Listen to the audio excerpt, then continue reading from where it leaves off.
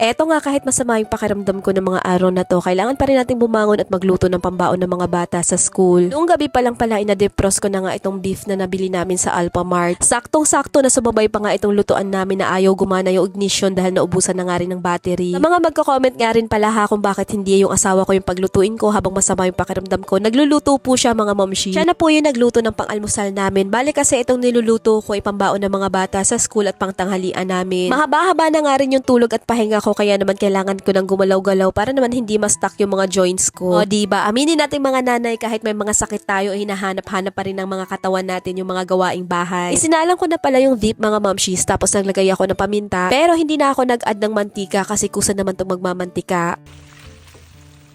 At ayan, dahil nagmantika na at nagisa ko na siya, kaya naman naglagay lang ako ng seasoning. Nag-add lang din ako ng saktong amount ng oyster sauce, tapos halu-haluin ko na yan.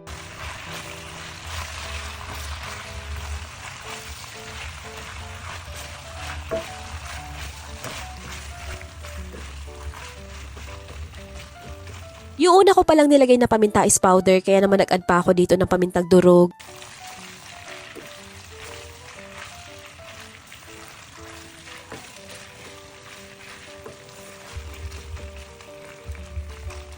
Para naman mas masarap yung ulam natin, kaya naman nag-add pa ako ng mushroom at etong can opener nga yung gagamitin ko. Etong can opener pala na to, matagal ko na talaga itong ginagamit. Magto 2 years na siya this December. Lahat nga rin ng can opener na nagamit ko, mga momshies, eto talaga yung pinakamatibay at matagal kong nagamit. O diba, tingnan nyo naman, 2 years ko na siyang ginagamit dito sa bahay, pero hanggang ngayon gamit na gamit ko pa rin.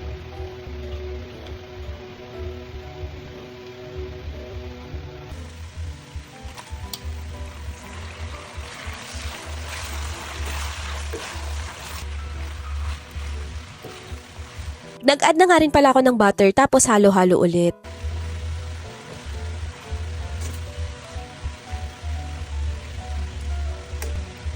Dahil nga madali ang ulam at pambaon na nga itong niluluto ko, kaya naman isasabay ko na nga yung gravy sa pagluluto na itong beef. Nag-add lang ako ng harina sa mug na may tubig, tapos halu-haluin ko lang yan hanggang matunaw.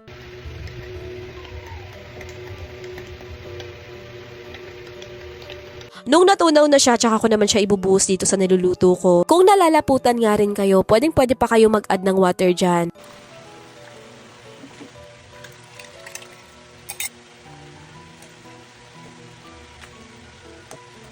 At ayan, hinalo-halo ko lang siya hanggang makuha ko yung texture na gusto ko. Tapos nag-add din ako dito ng beef cubes.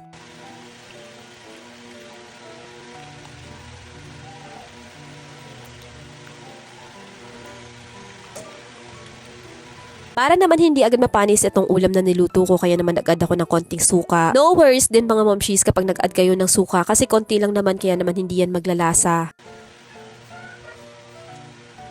Nagbudbud nga rin pala ako ng toasted garlic dito, mga momshies, kasi nung ginisa natin yung beef, hindi na ako nag-add ng bawang. Wala na kasing available na fresh na bawang dito sa bahay at naubos na nga.